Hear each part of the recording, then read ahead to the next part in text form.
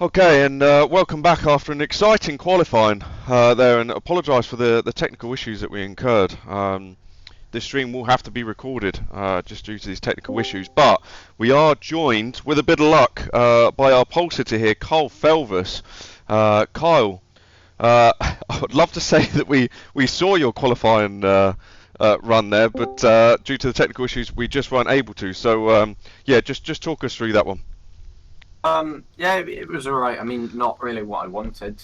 There's a lot more pace. I could have done at least 4 attempts quicker than that. But, to put it pole, I guess that's good going into round one. I mean, I really don't want 50 kg of ballast, so I'd rather not do so well this round. But, we'll take pole. We'll take that point. Yeah, I mean, big congratulations for that. I think the ballast is going to be one of those things, and you ran with that ballast for pretty much the whole of the previous season, and at times I think that was a bit of a struggle, but other times that potentially worked in your favour. But look, if you're saying you've got 4 tenths there still to go, and against the likes of some incredibly fast drivers that are in this grid, that must be a win on your side, no? Yeah, I mean, it's good to get pole round one, obviously. I mean, it makes a statement for the championship, and winning last season, it definitely helps my books. But yeah, we'll just see how the race goes. Obviously, longer races here. There's 30-minute races, sorry, 2 30-minute races. But it's going to be a game of saving tyres and just trying to stay alive, really.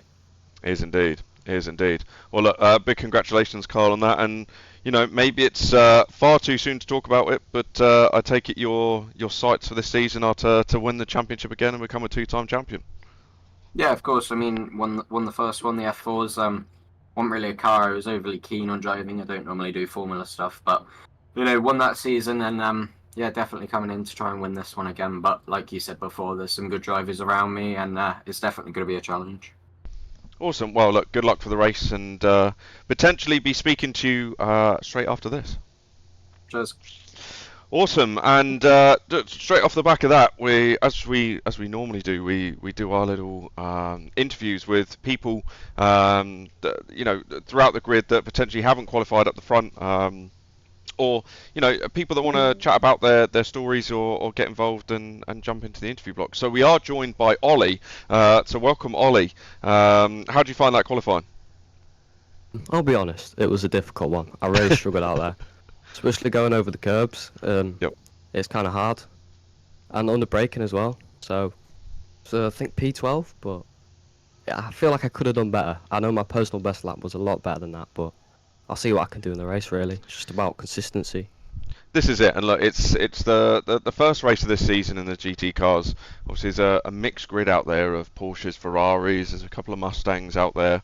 I think it's one of these ones where some drivers manage to get the setup nailed down from the get-go. Some drivers manage to figure it out a couple of races in. What are your sights for this championship? Where do you see yourself? Overall, I just hope for maybe top 10 in the championship. Okay. I've recently done the Tucker Championship with PSR. That didn't go too well. So as long as I get maybe top 10, P11 in the championship, I'll be happy. Awesome. And tell us a little bit more about your karting career as well, because I hear you're an avid go-kart. Yeah, I do pretty well at it. Definitely a better karter than sim racer, but last year became a 2024 Spring Championship winner around Awesome. Warden Law, which was all right. Amazing. And what class is it you race in karts? At the moment, I'm in Junior Pro Kart.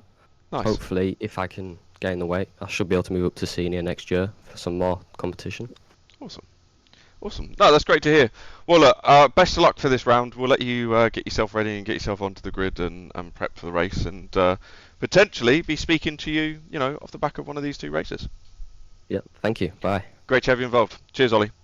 Well, there we have it then. Carl Felvis and Ollie there in the qualifying interviews. Obviously, Carl Felvis setting a precedent, I think, more than anything, wouldn't you say, Thomas, for the start of this championship and leading on from sort of where he took off in the previous? Definitely. It's always good to start your season with a pole position. It puts you in the right mindset and pushes you on for bigger and better things throughout the race evening. So I think he'll be feeling really confident, and the fact that he's got even 4/10 in it is huge around here and will be big for this championship. It was very close between the top three, so yeah, if he has that little advantage, you don't know what other drivers. I saw Adam was actually struggling in the qualifying a little bit with a few mistakes. There's a potentially a little bit more time there as well, so we'll just have to wait and see. Of course, it's a half an hour race, so tyre management could play a big factor, fuel saving could play a factor. So yeah, I mean, this is sort of it is a sprint race, but it's also a bit of an enduro at the same time. So it'll be interesting to see how the drivers swap their mindsets from sprint from the F4 to the enduros with the GT3s. Yeah, you're completely right, and I think the race duration has obviously gone up now to 30 minutes, which is going to be something that the drivers need to focus on, especially those that are racing last season in the F4 World Championship. So they're going to have to manage their tyres even more, and there's only one compound of tyres this season, which are the hards. Now you will see the bits on the side of the timing gantry there that say either H or D. They are the same tyre. It's either hard or dry. It just depends on the car. They are the same tyres, so they are all running the same tyres. So please ignore that. But I think it's one of these ones, isn't it, where look, it's a completely different class of cars. These drivers have been out there in these F4s, and now going into GT cars, it's something completely different. And what a track it is in Monza to be able to get stuck in and kick this season off more than anything. But you've got to say there's a fair few new drivers in this championship, and some that have gone, some that have come in, but a lot of fast drivers that are potentially going to give Kyle a run for their money. Yeah, definitely. You've got drivers like Nathan Williams, a real-life driver, who's coming in with huge amounts of pace. So it will be really, really interesting to see how he sort of fares, having that real-world racing experience, how he'll fare with it. You've also got, people like Vince Chan, who was struggling a little bit in the F4s, that have really taken to grips with the GT3s, and is running up the front. So it will just be really, really interesting.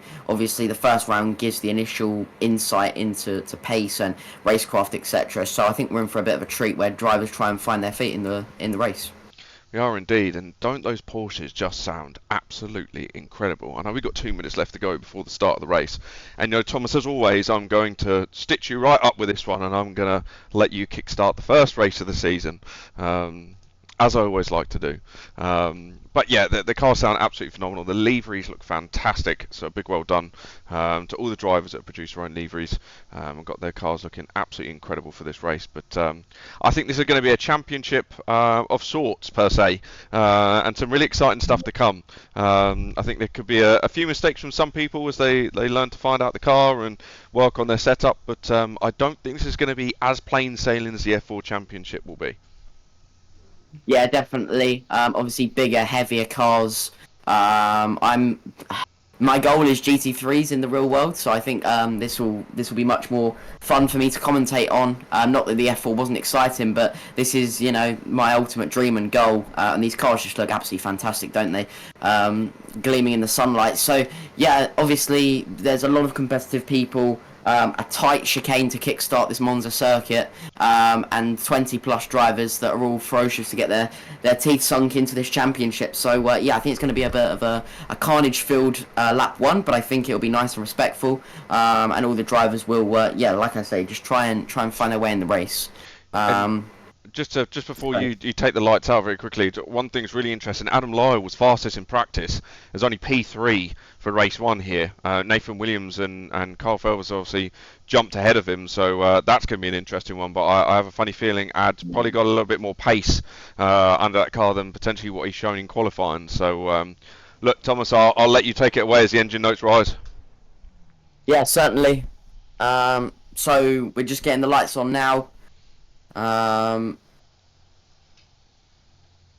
There's always a delay. There we go. They're there. So we now have,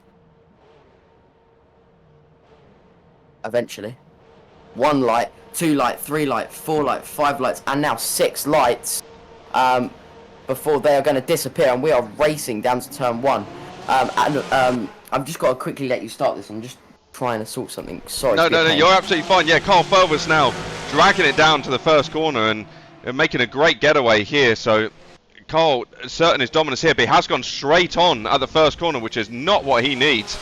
and Nathan Williams is going to be taking that position from him. Carl needs to be careful here that he doesn't take too much of an advantage from that, which I think he probably has done. He's going to have to slow down. If not, he's gaining an advantage through cutting the track there. Nathan Williams P2, Cotalesa in P3, one of the newer drivers, and he's now up into P2. Carl looks like he's now backed off a little bit to let him through, but what's happened there with Nathan Williams? Looks like he's almost let through Cotalesa there, so not sure what's happened. But Nicky Taylor up into P4, which is where he needs to be. But looking down the grid here, the biggest loser of them all, Adam Lyle down in P17. He's gone round, he's returned back to the pit. So again, not a great start for Adam Lyle, and not going to be the greatest start to the season that he wanted, especially with the pace that he had. So we didn't quite get to see what had happened there. But as it stands, Carl Felvis leads the race by 6/10 to Cotalesa, and then Nathan Williams in P3.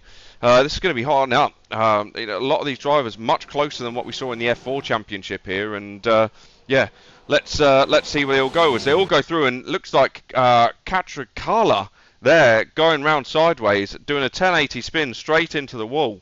That's not what he needs whatsoever, and drops down to the back of the pack. That's promoted a number of drivers from Henriksen up to Kakala, Ethan Hill up through, and one person to speak about, Ethan Hill, has managed to fix his PC issue, so he's back and racing. So a big well done to him to getting that sorted and getting involved. But as it stands, a lot of the drivers, the top 4 have already broken away now, and moving on quite nicely. Yeah, they certainly have. Right, I am back after my slight issues. We see Nathan Williams trying to go for P2. He's cut off, though, by Lorenzo, so now he's going to take to the outside. He's not quite going to force his way through there, but Lorenzo's gone in a little bit deep, so he's looking for the switchback now. Nicky Taylor all over the back of this battle pack, but Kyle is not going to have it as easy as he wanted. Obviously, that little incident at chicane 1 on the lap 1, and, Lorenzo leading the Ferrari 296s currently, seems to be surrounded by a lot of Porsches, is holding his own, and he is now going for P1 all over the back of Kyle, filling those mirrors very, very nicely. Oh, he's got a big snap of oversteer on the exit of chicane 2 there. Nathan Williams potentially looking to pounce on that manoeuvre, and then Nicky just sat back there. We see a few little mistakes creeping in from Lorenzo here. We saw a missed apex, and we also saw a little sideways moment, so potentially, just feeling that pressure a little bit, because now Nathan Williams is right back on him again, and is going to try and use that Porsche power to try and get past him once more. Yeah, now 8/10 separates Carl Felvis and Cotalesa. I'm gonna have to get that name right. Cotalesa. It's a new one for us. There's some new drivers in this championship, so bear with me as we get these names correct. But yeah, like you say, look, Nathan Williams now right onto the back of the pack, as is Nicky Taylor. Realistically, Kyle needs Nicky to get up there, but one change for this championship is Nicky is not racing in the same team as Kyle. Kyle is racing with HFT, and you've got Nicky Taylor racing for Graves Motorsport alongside Jordan Taylor, who's another one of the faster drivers who seems to be stuck down the back of this pack. But the mid pack is starting to heat up with Henriksen now defending from Kukla, as we call him. And the mid pack is really starting to get feisty, but just look how these guys are all battling away and allowing the top 4 to get away from one another as Nathan Williams now goes up the outside of Cotalesa and just doesn't quite make it stick. But I'm sure that he's going to be able to push him down into the next complex and into the next chicane. Yeah, he certainly will. Carl Felvis now getting away now. Potentially Lorenzo's struggling. I don't know if it takes a little while for those Ferrari tyres to kick in and then finally start getting away. But Nathan Williams is all over the back, almost bump drafting him. He's going to look to the inside. Lorenzo's going to cut it off. Nathan again has to go to the outside and look for that switchback. Is he? Yes, he is. Lorenzo's gone in slightly deep. We're now looking for that cutback. We've got a nicer exit. We've got to the inside this time. But again, Lorenzo just cuts it off. And this is all the while just allowing Kyle to just go off into the distance. But Nathan's going to be brave now and look around the outside. He's going to use the advantage of the track limits. And once more, just has to concede the position. Because Lorenzo's putting up a stonking fight here. And we're still at 25 minutes left. We're not even 5 minutes in. But they are not holding back. Nathan, again, literally all over the back. Lorenzo's certainly got to be feeling the pressure. As he does get to the inside now, Lorenzo has not cut it off as quickly, and Nathan is up the inside, but he's gone so deep into the corner, and yet again he's held on to it. Nathan must be pulling his hair out currently, but Nicky is now all over the back of Nathan, so how the tables have turned. Yeah, you see Cotalesa there just absolutely white line in the track, defending like his life depends on it, and that's really brought Nicky Taylor into effect now. But I think Nicky thinks better of it. He's thinking of the long game now. He wants to protect them tyres. He is in that dirty air. but Nathan's definitely looking rather aggravated by this. He knows he's got the pace, but it's just not enough. Whenever he comes down to them braking zones, Carles are just so much later on the brakes than him and can stop the car so much later. He just can't make it stick. As you see him now in the draft, Nicky Taylor behind with a double draft on him, and then this is getting feisty. But like you say, Carl Felvers diving off into the distance. Nathan going around the outside is just not going to happen, but Carles are getting it sideways. Same again with Nathan Williams, and that's going to allow Nicky Taylor now to get really involved and right onto the back of Nathan Williams. This is an absolutely brilliant battle between them, and clean, fair racing, which is what we want to see. But look, it's anyone's game, but you've got to say that the whole time that these lot are battling, you know, this is giving Carl the get-out-jail-free card that he needs to just disappear off into the sunset. Yeah, it certainly is. Kyle can, well, I say relax. He can't really relax, but he's got 2.3 seconds in hand, and he's got 23 minutes. And like I mentioned earlier, fuel saving and tyre management could play a factor, and he's got that nice buffer now where he can start to do it early and have that advantage at the end of the race. Nicky Taylor, interestingly, dropping off when the front pack ahead of him aren't making mistakes or battling, so potentially we're only seeing him stay with them because of mistakes and incidents. So again, potentially there's a differing in setup there, or he hasn't quite got to grips with it as quickly as Nathan and Lorenzo. But he's getting lucky here because these guys are fighting so hard that, you know, it's just allowing him to stay with them, and he can then pick up the pieces when things potentially might go wrong or they get really heated. So again, Nathan has stuck with him this lap, has made no mistakes, has made no dive bombs or something. As I say that, he looks to the inside, and he's going to go super deep on the brakes, but Lorenzo just cuts it off once more. Yeah, do you know what? This is a tough one for Nathan, because obviously you can see Carl getting away in the distance now. I mean, Carl's about 3 seconds to the good now on P2 and P3, but I mean, the biggest thing for him now is he doesn't want to destroy his tyres. The whole time he's stuck behind and he's trying to battle away as he does, and he goes to send to the inside, sends a fake, he goes to the outside, but he knows this hasn't worked time and time again as he squeezes Cotalesa as he goes through, and he makes it stick and got the elbows out and made it through. That's let Nicky Taylor through. I mean, that's what Nathan needed to do. Realistically, he was struggling to get past him and had to get those elbows out. I'd say that's clean enough. I don't think there was any sort of foul play there. But you know, you've really got to make it stick, and that was the only way he was going to do it. Question is now, can he make up the 3.6 seconds to Carl Felvers? Yeah, that's the only problem. He's got a nice big gap in front of him now where he's got to close up, but he has got that clean air. And he was looking feisty, and you know, he was only 3 thousandths off Kyle in qualifying. So yeah, the battle is on here, I think. I don't think it's over yet. Still got 21 minutes to go. Yeah, I think that move, to be honest with you, was clean and fair. You know, Lorenzo gave him a little bump in the middle of the corner, and then he just got the elbows out on the exit of the corner and just sent him a little bit sideways, which that's just racing in my opinion. The room was given between both of them, and you know, these aren't single seaters, so you can afford to be a little bit more brutal, not firing people off, but at the same time not being too kind to one another. But I think that was clean, fair, decisive, and he needed to make that because I think Lorenzo, you can see now, is just dropping off ever so slightly. So yeah, that was nice for Nathan, and good for Nicky Taylor to find his way through as well. Yeah, definitely. And just as we look down the back of the pack, you know, we've got the likes of Reece Bell here that's driving for PSR for Phoenix Sim Racing and getting involved after a short hiatus from Sim Racing and holding his own there in P11 in that Mustang amongst the Ferraris and the Porsches.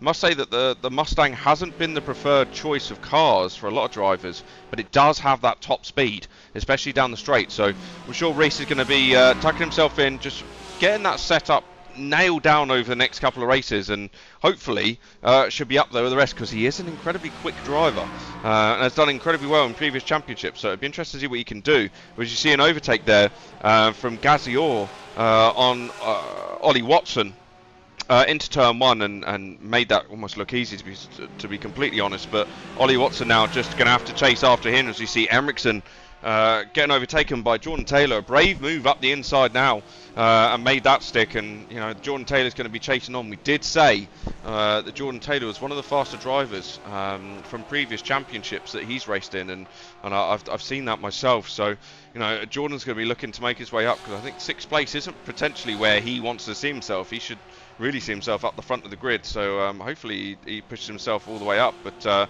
yeah, a big gap still here from Carl Felvers to Nathan Williams of 4.2 seconds. So you must say, even after all that battle and Nathan getting some clean air, doesn't seem to be phasing Carl, and Carl almost seems to be pulling away a little bit. Yeah, certainly. He's got a 10th this lap, so it is pretty close, to be honest with you.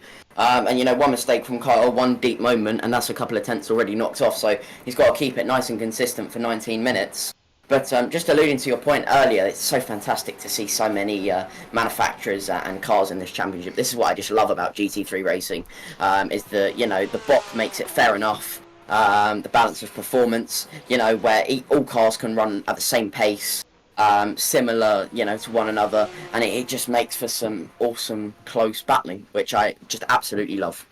Oh, indeed, and Carl Felvers there took another 2 tenths out of Nathan Williams there on that lap alone, and then Nicky Taylor, you know, just alluding to what you were saying about Nicky Taylor's pace and whether he actually had the outright pace and the raw pace to keep up with the top two. Nicky went a second slower on that lap than Nathan Williams and Carl Felvers, so I think that just goes to show that you're potentially right there, and he just doesn't have the raw pace to keep up with them, unfortunately, at this moment. But we know that's not Nicky. We know Nicky has got plenty of pace, and potentially that's a setup change there that he's going to need to make for the next race. Yeah, certainly. Obviously, Monza is quite tricky. As we see, Lorenzo spinning in the background, I think that was. Sorry, I'm just going to have to stop my point. Yes, it was a spin for Lorenzo, just a little bit wide on the curb, lost the rear of the car, and now he can't focus forward anymore because he's got Casper Kugler all over the back now. So, yeah, that was really unfortunate. An easy mistake when you're following Nicky that close. But it has to be said, Nicky with that, you know, not quite finding the setup or, you know, gelling with the car as quickly as the others, that has definitely taken the pressure off, and that'll be nice for him now as he can just focus forward and focus on his lines and braking points and turning in. It does indeed, and yeah, like you say, just takes that pressure off of Nicky, so Nicky can now think forward and chase after Nathan Williams. But again, you know, does he have the pace to do so? That's going to be the biggest thing, I think, in this race, maybe on its own. But, you know, 17 minutes left to go. It makes you wonder how many of these drivers have done race runs, and how many of them know how these tyres react and how long they last. I know they are on the hard compound, and it is the only compound that they're racing within this series, so there's no softs or mediums. But you may find that a lot of these tyres drop off as a lot of these drivers have been pushing so hard at the start of the race. So be interesting to just see, you know, what the comparison is like for those that have managed to save their tyres and those that haven't. But you know, there's a number of different factors in this. You know, it could be a case of let's just go for the points, let's not get the full amount of ballast. There's a lot of strategy that comes into play here, and like Carl said, he doesn't want the 50 kilos of ballast, because I'm pretty sure with 50 kilos of ballast he's not going to be 4.5 seconds up the road from Nathan Williams. Yeah, certainly. He's pulled out another 3 tenths on the last lap. So I said earlier that he's tyre managing and, you know, fuel saving. I don't think he is. I think he is full push ever since Nathan got in front. And he has not looked back since. Just going back down to the mid-pack here, Oliver Watson and Jordan Osborne having a fantastic battle going into the second chicane here. The mid-pack is always the best place to be if you want to have some fun.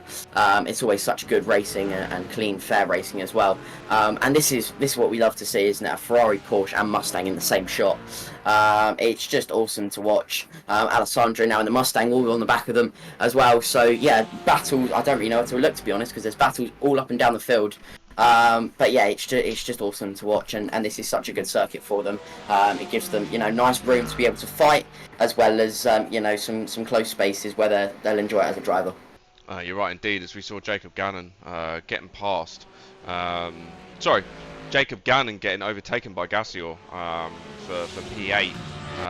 Jacob Gannon, one of the drivers in the previous championship, that did quite well for himself. But again, you know, to go from F4s into these GT3s is a completely different cup of tea. And it's nice to see the mid-pack so close. And such a distinct amount of liveries. The baby blue of the cars of Watson and Osborne there just look absolutely fantastic as Osborne gets overtaken there by Catricala. And you know, this is it, isn't it? It's one of these ones where, you know, you see battles all the way up and down the field, and this is the main thing that we want to see, as Jordan Osborne now dives back up the inside, and that Porsche has some straight line speed. And there we were talking about the Mustang having the top end. I wonder if that Mustang potentially doesn't have the rear wing trim, or has too much trim compared to that Porsche. But you know, Jordan Osborne thinks better of it as he goes into the first corner here at Monza. But as it stands now, Kyle Felvis leads by 4.7 seconds to the good on Nathan Williams. Nicky Taylor in third, 8.5 seconds off, and then Cottalessa in P4. And I wonder if Cottalessa actually has some damage to that Ferrari. It doesn't look like his steering's out or anything like that, but there might be some aero damage there that's going to cost him some time. It'd be interesting to see if the drivers behind him can catch up. But the likes of Jordan Taylor not making the inroads that I thought that potentially he would, and was one of potentially the outside favourites for this championship to get involved up with the top runners. Yeah, certainly. This is it, you know. You never know until the first round. It always throws some surprises up in the air. Just like talking on your point about Lorenzo having some damage, when he went off, he did hit the rear of his car first. The right rear corner, and then hit the right front, so I don't know if there's potentially it's pulling to the right a little bit, or the left potentially. We don't know from the outside world, but potentially he could be struggling because he's not getting away from Casper, who was quicker than in qualifying. So yeah, interesting. Indeed, I think it's one of these ones where again we say it, but a lot of these drivers are going to figure out these setups. They're going to figure out the cars as we get through the championship, and we saw this in the F4 championship as well. You know, where a lot of these drivers were trying to figure out exactly, you know, what settings to change, you know, how much wing to run, whether it was front or rear wing, you know, tyre pressures down to suspension changes, things like that. And you know, about 3 or 4 races in, a lot of the drivers managed to figure it out and found a good setup to run, you know, for most of the tracks, and then it started to get heated and it started to get exciting. So you know, it's the first race and it's first round. It'd be interesting to see the reverse good races because they were always good in the last season as well. But as it currently stands, Kyle Felvis now 5 seconds or 5.1 seconds to the good on Nathan Williams, as we've 12 minutes and 43 seconds left to go of the race. Indeed. Yeah, this is what we love about endurance racing, right? You know, there's 12.5 minutes left to go, and all these drivers are treating it like sprint races, which is just awesome. More action, and you know, carnage filled, which is just awesome to see. You know, Nicky Taylor, he's dropped about 5 seconds to Nathan Williams at the moment, which is a shame for him. And I think potentially Lorenzo and Casper are actually catching him at the moment, and there's still 12 minutes left to go, so there could potentially be a three-way fight for P3 here. Just looking a little bit further down the field, you know, Jordan Taylor running in a pretty productive P7. Then you go a little bit further down, Jordan Osborne, like we mentioned, P13, struggling potentially a little bit with the car. And then, you know, Adam Lyle and Ethan Hill, really a shame their races did not get going. So yeah, a mixed emotions throughout the grid, I'm sure, but each driver will be looking to bounce back in race 2, as we see that gap just increasing every lap between Nathan and Kyle. So yeah, I think if Kyle keeps going the way he's going, we're on for a Kyle win, but you never know with 11.5 minutes. I was going to say, I mean, it almost looks wrapped up, right? And the clock's been counted down so incredibly fast. Like you say, only 11 minutes left to go this race. 28 minutes already. That's 28 minutes. Now I can't count. 18 minutes already gone in this race of the 30 minutes time frame for this first race.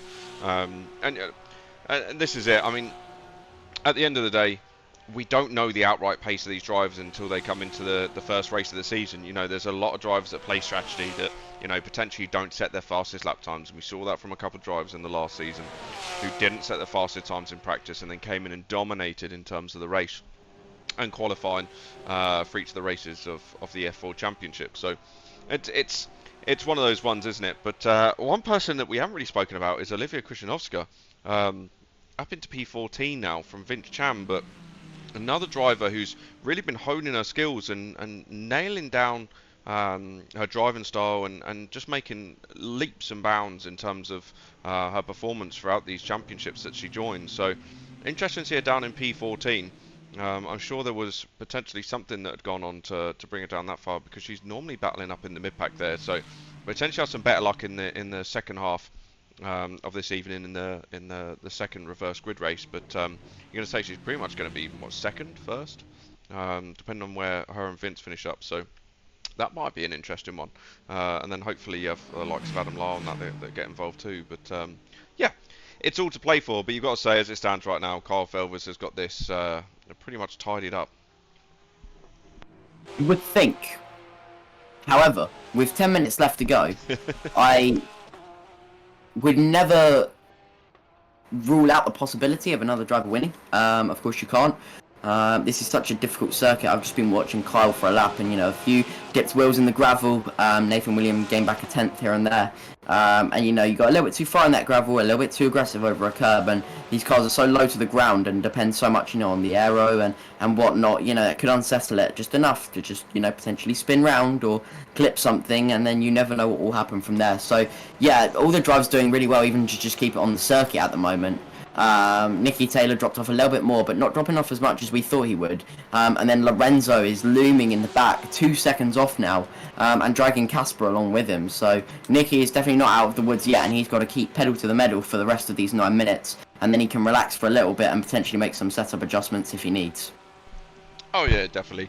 But I think the one thing to pay attention to, look, is from P9 downwards now, they're 34 seconds.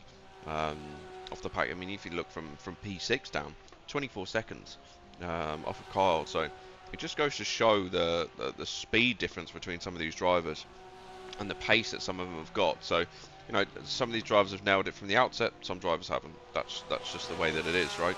It goes down to how much practice you put in. But yeah, I think this first round is going to be one of these ones where it doesn't matter where you come. It's for each of the drivers to get used to these cars, get the feeling in them, and then I think from round 2 onwards is where it's going to get really exciting. But we can't take anything away from Kyle here. 5 seconds to the good on Nathan Williams, and putting on an absolute show at the moment. Touch wood, no commentator's curse. I'll make sure that doesn't happen this season, especially for me. we don't have these issues, but yeah, I mean, as it seems right now, it looks pretty tidy. Yeah, it certainly does. It's interesting, actually, the gaps that are forming in this compared to the F4 Championship. With the different cars and different driving abilities. But also as well, the big heaviness of these cars. You have to drive them a lot differently. And it's great to see some newbies to the Phoenix Sim Racing League getting involved and to the championship, which is just awesome to see. Like you mentioned, people like Olivia who are returning, really holding their own. But then some rapid rookies coming into it. Your likes of Nathan Williams, Lorenzo, Casper, and Albert, all in the top 6. It is super close and super awesome to see. Yeah, and just have a look here. Cracking battle going on between Reese Bell, Jacob Gannon, and Ollie Watson. We're all nearly 3 abreast into the chicane. As who's this going slow here? Is that Jordan Taylor? It is Jordan Taylor. I wonder what's happened to him there. Maybe he's had a little off. Didn't see it in the distance, but he's definitely falling down the pack. Doesn't look like he's got any damage to his car. A bit of a strange one there. Potentially maybe a technical issue that he's got, but yeah, Jordan Taylor now down to P11 and given up P6 where he was currently sitting. So everyone's gained a position there, and Respell up to P10, but starting to hot up again in the mid pack. A lot of these drivers now bumper to bumper pretty much. And just keep an eye on Nathan Williams. 6 minutes left to go, but he's brought the deficit under 5 seconds now. Wonder if he's just picking up the pace a little bit and going to chase after Carl. Yeah, certainly. Nathan Williams has gained a 10th, like you mentioned, on that last lap, or a little over the 10th actually. But with the no ballast with these cars, it'll be difficult because everyone's on a level playing field. Nicky Taylor's actually upped the pace ever so slightly. He gained 3 tenths on Kyle Felvis last lap and was quickest out of all 3. A little sideways moment in the background there for him, but he's potentially found something, or was tyre managing to give a final 5-minute push at the end of the race. Kyle Felvis was lucky with that battling at the beginning. It just allowed him to build that gap, so now he doesn't have to worry about being filled with the mirrors. So now he can just focus on his actual driving, as the same with Nathan Williams. Yeah, as we carry on with this cracking battle with Reese Bell, and just as I say that, Reese getting the car a little bit sideways, Jordan Osborne, but Jordan thinks better of it, as they still go hammer and tongue together. Reese Bell nearly losing it onto the gravel there and almost ruining his race, but managed to hold it. So cracking driving from him as he holds on to P11. He's going to be chasing down now on Jordan Taylor and Jacob Gannon for potentially P9. Indeed. Like I mentioned, the mid-pack is just awesome to watch. They are constantly battering throughout the whole half an hour. And it's also great to see so many manufacturers, like I mentioned. The Ferrari sort of dominating the mid-pack. As we see a slow Porsche there, I'm not sure who that was. He's in the gravel. It was Essentially, Gazio. that's the lap car. Gazio. As there's a And then- Mustang, Reese Bell has gone off in the background. And No, it's that Jordan Jordan Osborne. Jordan Osborne's gone Jordan off. Osborne. So it's all kicked off with 4 minutes to go. They've rejoined safely, but that's not going to be what they wanted. Surviving 26 minutes, almost the whole race, and getting knocked out right at the end is such a shame. But they'll be regrouping, and they'll have an advantage for the reverse grid. So I think their mind will now be set to that. Yeah, definitely, and you know, I think it's going to be the thing. We don't know how these tyres are going to last, and I think that was something that we were unaware of going into this race. You know, how well they're going to last. You know, for the full 30 minutes. You know, 25 minutes is very different. But again, looks like the drivers hung to it very well. Again, just a couple little slides, a couple little people losing the rear end of the cars. I'm sure there was more on curbs than anything. As you see them, the two drivers, I think it was Jordan Osborne and Gazio, both losing it in the same place. As we see now, Jordan Taylor diving up the inside of Jacob Gannon for P8, and is making his inroads back through, so potentially did just have an off, and has made his way back up from P11 up to P8. So a great run from him, and just shows how much pace he's actually got in that Porsche.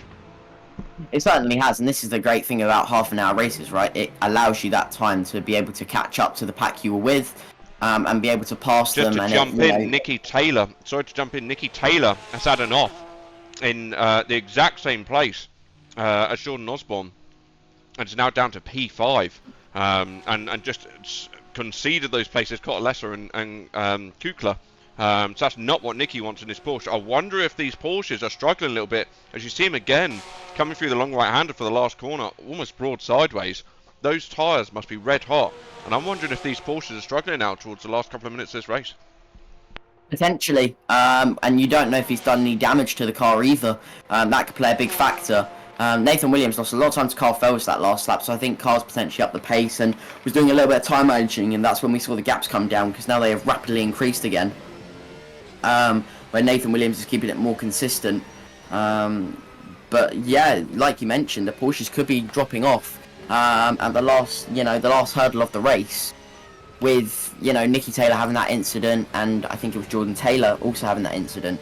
So yeah, it can't be ruled out that there are going to be some more mistakes, and this is what we were saying, right? Carl Felvis and Nathan Williams cannot relax, because you just don't know what will happen at the end, the last 2-3 minutes.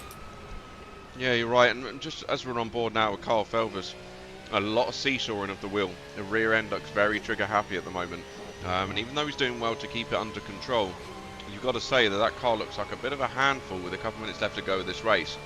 Now, if Carl can hold on to it, great stuff, but you've got to say it's maybe not as easy as what he's making it look like, especially through this long right-hander here. You just see him very gentle on the throttle, really slow and easy on it. He doesn't want to kick it down too hard. If he does, that rear end's going to light up and it's going to put him sideways, but just smooth, clean and consistent right now, and I think that's probably the difference in the pace between him and Nathan.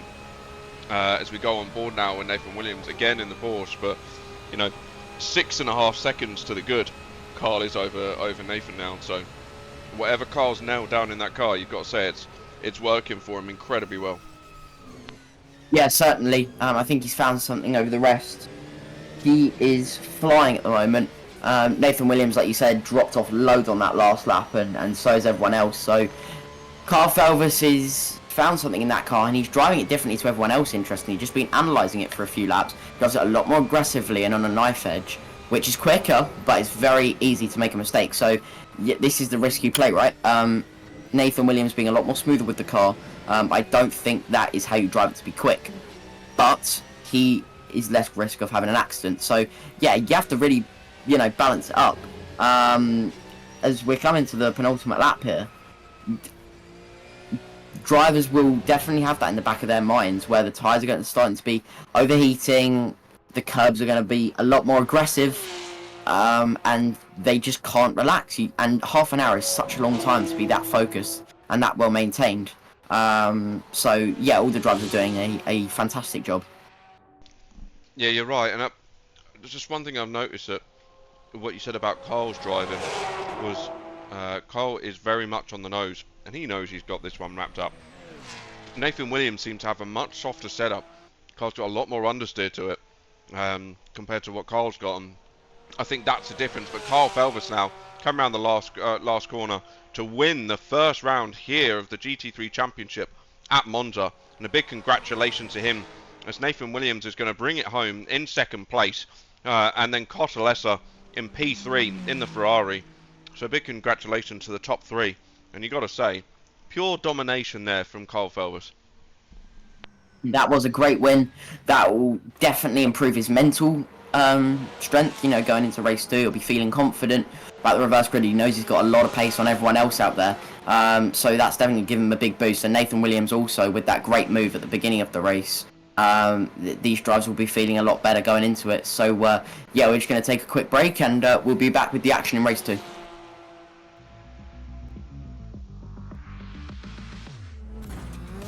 What is going on, guys, and welcome back to Nerd PC Turbo Tech Reviews. Now today is something a little bit different. Normally we do just reviews on a single item, but today we're going to be showing you guys what you can expect from Nerd PC. Nerd PC is a bespoke building company where you can get absolutely any sort of style of gaming PC, office work PC, retail, or even for school work.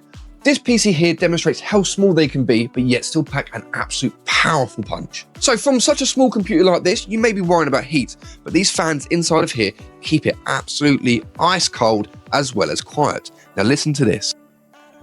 Nice and quiet. Beautiful. Now we build completely different style of computers. Like I said, from this little one up here, it's all down to you. You get to decide on which case you want to use. You get to decide if you want it all flashy and RGB. You get to decide whether you want it completely plain and black. Remember, we did the hard part of figuring out which components work best for you for your value for money, but you get to decide on how it looks.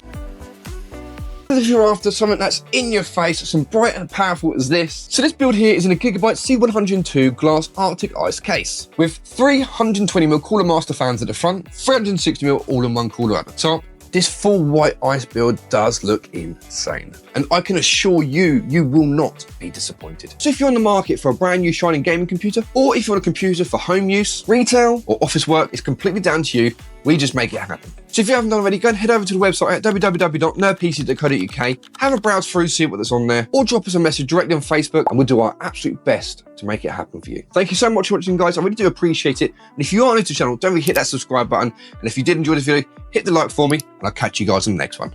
Bye! Welcome back to a thrilling race there, and a dominant win from Carl Felvis out on P1. We do have some technical issues with Cotalesa, who cannot join us for his P3 interview, so we're going to go straight to Nathan Williams. Nathan, what a race that was, and just talk us through that from the start to finish, because that didn't look as easy as it was. No, I think I had an alright start, and then going into turn 1, I just massively missed a braking point, and I'm very sorry to anybody that maybe I might have hit and I would knock Carl off track. But then from then on, I let off the throttle to go back to P3, and then I spent a few laps trying to get back up to P2. After I managed to then get up to P2, and then from there just pulled away. Tried to put a few fast laps in, realised I had no chance of catching Kyle, so I sort of just backed it off, tried to stay within track limits, not lose the car, and then just drive it to the end. Yeah, I think that's one of those things, isn't it? I mean, it's the first race of the championship. There's a number of rounds left to come. Points are going to be what matters, right? And I think, look, I've raced against you in previous championships. We've seen how quick that you are. How different is it racing, you know, the other types of cars you've been racing in previous championship to these GT3s, and how hard is it to nail that setup down and get it spot on? Well, yeah, it's quite hard to get it settled down. I've sort of just tried to do my bit. Obviously, I've been working with like Nicky, Jordan, Kyle, and Albert to try and get a decent setup. I've tried to do a bit, but it's not my expertise. But yeah, these cars, I normally focus on low-powered front-wheel drive, so going to rear engine, rear wheel drive, high powered GT3s, it's a bit out of the normal for me, and it takes a bit of getting used to, which is why I'm quite happy with the pace I've got already. For sure. And I think that just lastly, how were the tyres in that race? Because it looked like the Porsches were struggling a little bit as they sort of came towards the back end of the race. How were the tyres for you? Were they holding on okay? Were there any issues? Were you having to tyre manage? How did it feel?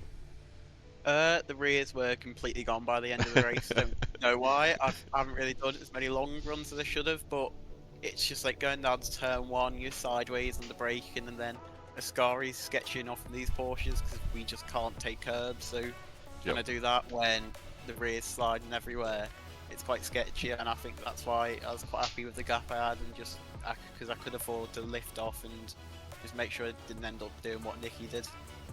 Gotcha. Well, look, big congratulations for a P2 and some well-deserved points there. Is there anyone you wanted to shout out lastly before we let you go? Yeah, I'd like to shout out my family as well as all my sponsors who helped me with racing. Amazing. Well, a big congratulations, and potentially be speaking to you in the second race. Yeah, thank you. Cool. And a big congratulations there to Nathan Williams, who takes P2 in the first race here at Monza. As we move over to Thomas Merritt, who's going to be interviewing our race winner, Carl Felvis. So hello everyone, and a huge congratulations to Carl Felvis there. An outstanding race from yourself. Obviously finished the race 6.5 seconds in the lead. A truly dominant performance, to be honest with you. How was that on your end of things? It wasn't too bad. It was a pretty calm race, to be fair. Didn't really see many people. Obviously, Nathan mentioned the incident turn 1. He just went deep. I took the run off. I gave the time back. I was going to give the places back as well, but I think he was waiting for someone he took out. So, I gave back enough time and then carried on from there and just drove a chill race. It seemed very good. And towards the end of the race, we were noticing the Porsches struggling with overheating of the tyres potentially, and the tyres going off. Was that something you were struggling with or managing, or was it pretty plain sailing for you? No, I think it was pretty plain sailing for me, to be fair. I was just driving it like an endurance stint. I mean, any of you that have done an iRacing endurance event, you got to try and make those tyres last until your next pit stop. So I was just driving it like it was an endurance, like I was doing a stint in a 24, and wasn't really worrying too much about the tyres because I knew if I just drove chill like I was, not pushing at all throughout the whole race, then my tyres would be fine, and that's exactly what they were. Fantastic. And last but not least, how are you finding the swap over from F4s to GT3s? Is it something you've adapted to quite well, or is it quite a big change for you? Yeah, I mean, GTs are my preferred, type of vehicle. I prefer the tin tops. High-powered rear-wheel drive, that's always what I've been into, especially from my drifting background. So to jump into these Porsches, I mean, I'm quite in love with the Porsche Cup on iRacing. So this is pretty similar. So it's good fun. Brilliant. And finally, is there anyone you'd like to thank on the stream? All my teammates. I mean, Nicky, Ethan, Jordan, Albert, and Nathan. We might be running 2 separate teams, but we're all working together. We're making this setup, and that's what makes the car quick, and that's why we have pace. Fantastic. Well, massive congratulations for round 1 win, and good luck for race 2, and potentially maybe speaking to you again. Yeah, cheers, Tom. Well, there we have it. Carl Felvis with the win in the first race of the GT3 Championship here at Phoenix Sim Racing, and what a race it was from him. But we've got to say now, a reverse grid race. The order is flip reverse, so for those that haven't watched the stream prior, in the second race we do a reverse grid, last to first, and consequently all the way through the grid, and that makes for some exhilarating racing because you have all the fast drivers right at the back have got to make their way through the grid of cars. So it's looking and shaping up to be an exciting race as we've got 5 minutes before the start and the drivers are getting themselves ready to go. Thomas, did you notice, I only noticed it right at the end there, Nicky Taylor having another spin through the last corner on the last lap and dropping himself down again, so not quite the performance that he was expecting. And off the back of what Carl was saying around them all working around on setup, you've got to say that Carl managed to drive that setup much better than a few of his teammates. Unfortunately, I did not catch that spin, but that's something he'll be wanting to eliminate because he is starting higher up this race due to the reverse grid. He's starting P10, so he's got a better chance than any to go for a podium or potentially a win. So he's got to keep it on the circuit, keep it nice and consistent, and potentially bring home a solid points finish to kickstart his season. Because it must be said that round one did not quite go to plan. It didn't. And I think that, again, this is one of these things where it comes down to setup. I'm sure some of these drivers will be making setup changes in this this interim break before we go racing for race 2 here at Monza. And this is what it comes down to, isn't it? It's who's in tune with their car. And I think from what Carl was alluding to, he does a lot of iRacing in the Porsche Cup. That is his favourite. So this is almost home for him per se, and almost sounded a little nonchalant to the fact that it was a calm and an easy race and really didn't have to push. So it'd be interesting to see if anyone can take that fight to him like they did in the F4 Championship and really put him under pressure, because that's what's going to make for the really exhilarating racing. But as it lines up, we've got Gazdraw on pole, Finch Chan P2, and then Olivia Krzyżanowska in P3 with Jordan Osborne P4, Kachikala P5, Jordan Taylor P6, Jacob Gannon P7, Reece Bell P8, followed by Ollie Watson in P9, and then Nikki Taylor rounding out the top 10. It's going to be interesting. Let's see how this reverse grid race goes. We've seen before that the reverse grid races seem to make it or break it for a lot of drivers on the first corner. Let's see if they can all make it round nice and easy without any crashes. But commentator's curse on that one. We don't want to see anyone flying off into a wall or exiting stage left or right, or up in the air and flipping 360 and whatever not. So yeah, I'm quite looking forward to this one. Yeah, I think it'll be good. It'll definitely be interesting to see how the slower drivers at the front cope with the pressure, with the quicker guys behind. But I think Kyle Felvis will have a bit of a challenge on his hand. Nathan Williams was showing some fantastic pace, along with Lorenzo and Nicky Taylor before those incidents. So yeah, I think he will have a bit of a struggle. So it'll be interesting to see how quickly he can get through without barging anyone out of the way or getting caught up in too many incidents. Because ultimately, you need just points finishes for the championship. Do indeed. And Adam Lyle with his DNF in race 1, starting at the back of the grid because he DNF'd and had to come back, so he's not been able to start up the front of the grid for the reverse grid race, which is going to hamper him massively. But I'm sure there's going to be hopes for him just to try and plod along and make his way through and gain some points off the back of the F4 Championship, where towards the back end he came alive and really did incredibly well and came away with several race wins and almost dominated towards the back end. So it'd be interesting to see what he can do. But off the back of what we were saying earlier, I still think that we should dive in and do a guest round as commentators and get involved and see what we can do throughout this grid, because I think it'd be great fun. I think it certainly would. I think it would create for some action. Definitely. Us getting stuck in. What could possibly go wrong? But yeah, no, I think it'd be mega. Obviously, these drivers are super fast and competitive, and yeah, I'd love to get stuck in. I was doing a bit of testing just before this, just to get my head around, how the cars feel and how the cars react on the curbs, etc. And I have to say, they were awesome, awesome cars to drive. And yeah, I think it'd be mega doing a cheeky guest round. But yeah, that's something we can potentially organise for the future. As we've got a minute and 20 seconds left now, the nerves will be building inside the cars, and people will certainly be, anticipating the start, making sure they've got everything ready, that they need to be successful, potentially a little bit of visualization going on, and just keeping those nerves, under control. As we saw last time, a bit of action kicked off at turn 1, and with a bit of a mix-up of the order, I think we're in for a bit of a treat here.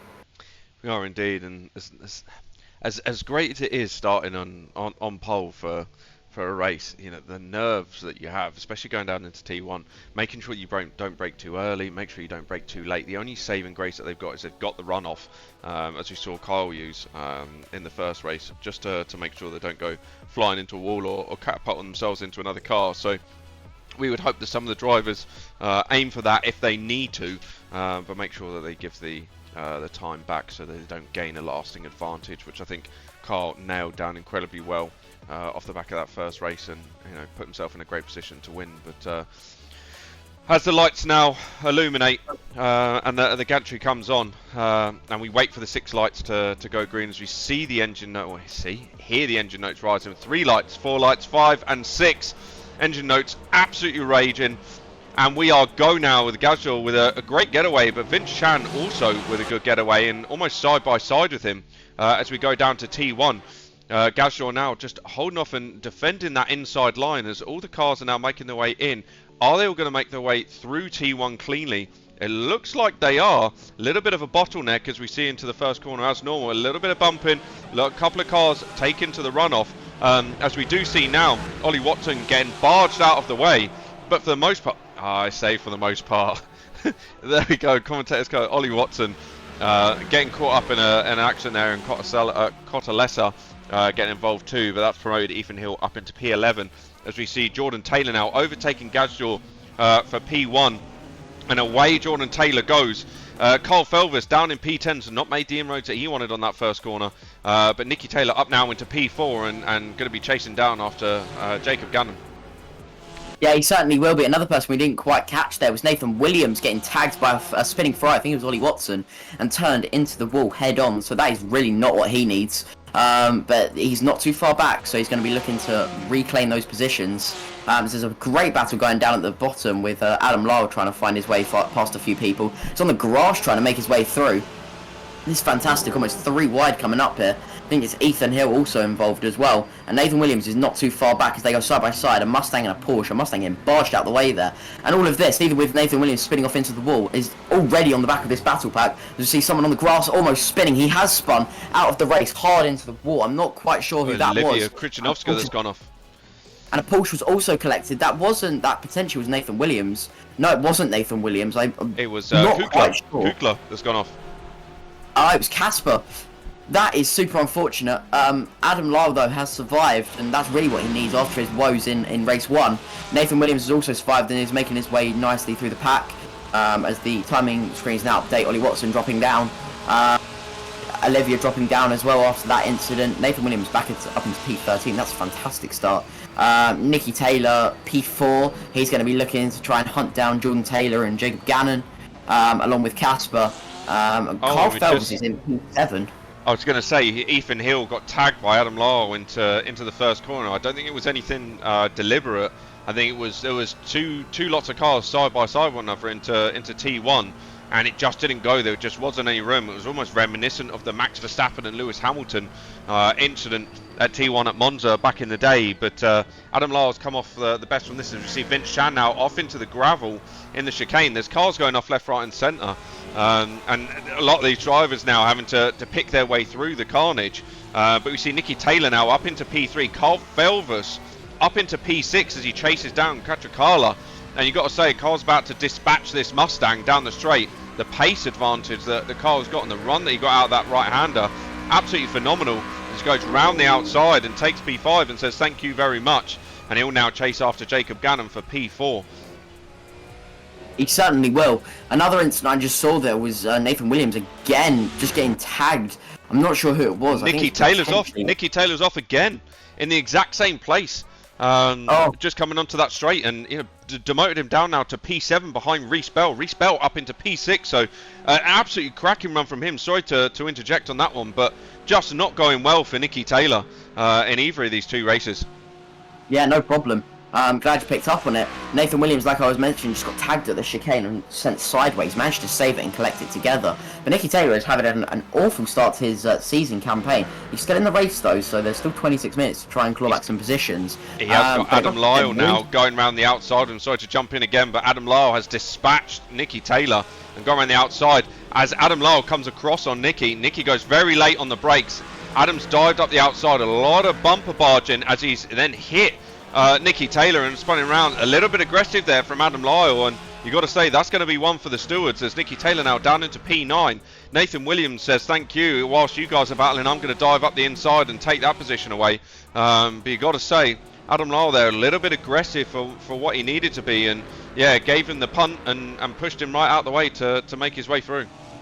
Yeah, certainly he's potentially just making up for some woes in race 1, but it must be said that's potentially not the way you do it. Got to be a little bit cleaner than that. Oh, is that Nicky Taylor again? It is.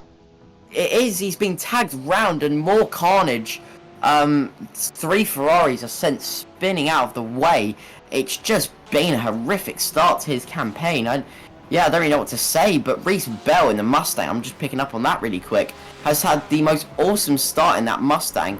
Along with Alessandro, the Mustangs have really come alive in this race too, running P5 and P6. That's what we love to see. As I say that, Alessandro has spun round and has not collected anyone, as a Ferrari is again spinning off in the background. And Jacob Gannon as well has also gone off in the exact same place. But yeah. I don't know where to look. Do you know, I almost feel bad for Ollie Watson, because he's sort of at no fault of his own just been involved in so many collisions in this race already, and put him in a real difficult position, and you almost don't know where to look. It's absolute carnage. It really is. Nathan Williams has gone really under the radar and is now running in P6. Reese Bell in the Mustang in P4. That is just awesome to see. As I say that, Nathan Williams is deep into chicane 1. I've really got to stop praising people here. Adam Lyle with a good start in P5, but it must be said, I don't know if there's a penalty coming that way for that little incident. Carl Felvis has also gone under the radar in P3. That's a mega start. But Casper, one of the rookies in this Phoenix Sim Racing Cup, is P1 by 1.8 seconds over Jordan Taylor, both Porsches, so he has had a really good start. But Carl Felvis with 23.5 minutes to go is looming all over the back of them, and it must be said he wants that double P1 to kickstart his season.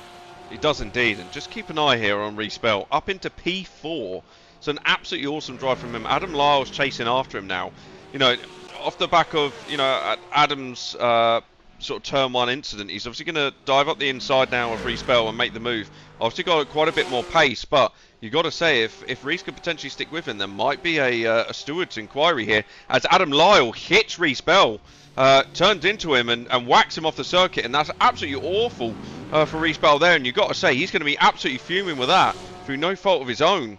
Getting tagged by Adam Lyle, and again, that's going to be another one, I think, for the stewards review, as he dropped down now to P8. That's absolutely awful for him. What an incredible run he had at the start of this race, and you know, now in a position where he's back down the middle of the grid and he's going to have to work his way back up. Yeah, exactly. That's really unfortunate. It must be said, Adam Lyle is, you know, balls out here. He's not holding back on anything. Wants to make up for that race 1, but I just don't know if he's being overly aggressive at the moment. That was really a shame for Reese Bell, but one person that has benefited from it is Nathan Williams in P5 now. Yeah, Adam has had a good start, but it must be said, like I mentioned, he has not done it in the cleanest of ways. So yeah, I think he's not making many friends tonight. As everything has started to settle down ever so slightly, there's a few gaps forming. But yeah, just need a little breather after that 8-minute just action-packed carnage. We do, but we're just seeing now Carl Fell was right on the back of Jordan Taylor. One thing to bear in mind, Carl Fell was just 1.5 seconds quicker on the lap prior than the guys out in front. So just go to show the pace advantage that Carl's got. And he's just biding his time now. He knows he's got 21 minutes. He knows he's got that pace advantage. He hasn't got to do anything silly. He's going to wait for the optimum moment as Jordan Taylor gets a little bit squirrely on the exit curve there onto the straight. And that's really going to hamper his top end speed as Carl now dives up the inside. Jordan isn't going to fight it. He knows he hasn't got the pace to hold him off. And that promotes Carl Felvis now up into P2. It certainly does. That was a fantastic move. And yeah, it's been a really good start for Carl Felvis so far. Just made up from people's mistakes.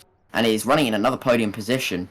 Adam Lyle is putting in some fast laps as well, so I don't know if he's potentially going to be hunting down Jordan and Casper at the front, and he's dragging along Nathan with him. Must be said though, Jordan has not dropped too far off the back of Kyle, so potentially a little move into turn 1 coming, but now, yeah, his sights are going to be set on Casper to potentially go for a double P1.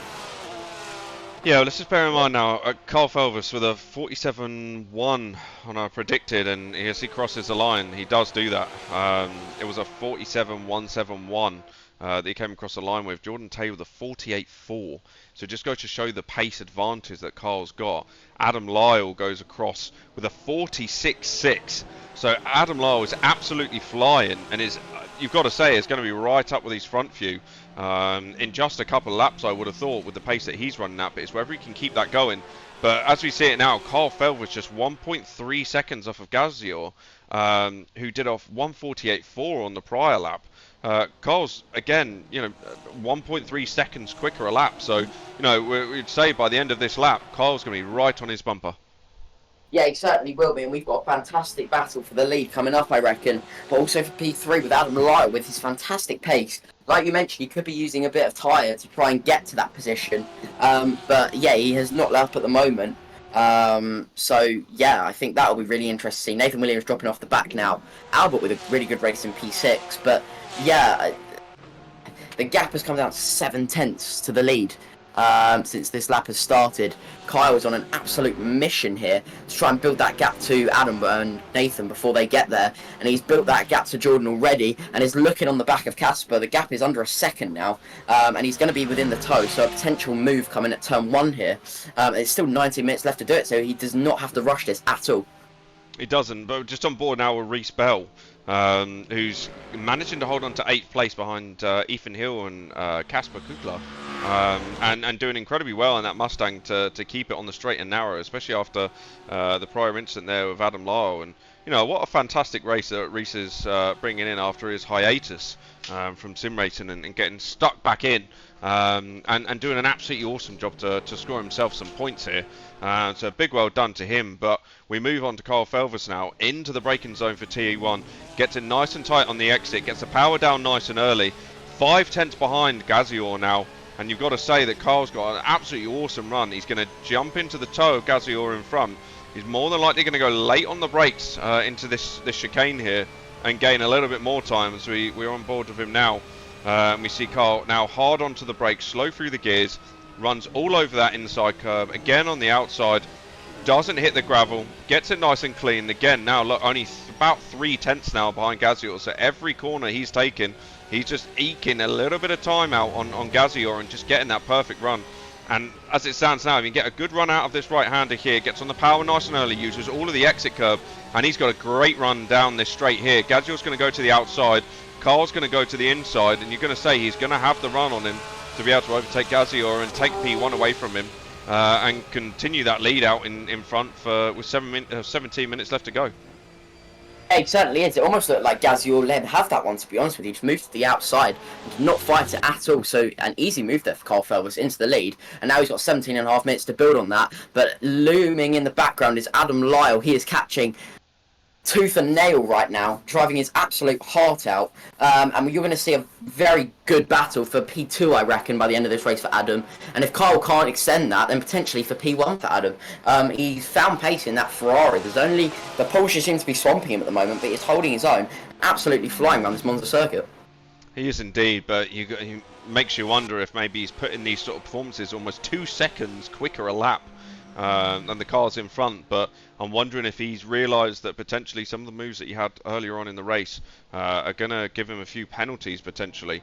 We'll leave that up to the stewards to decide. But you know, for him now, he's got to get on with it, and with 16 minutes left to go, and he's really got to nail this down, because if not, you know, these penalties could come his way and he could lose, you know, potentially several positions in this race, depending on the penalties that he might receive.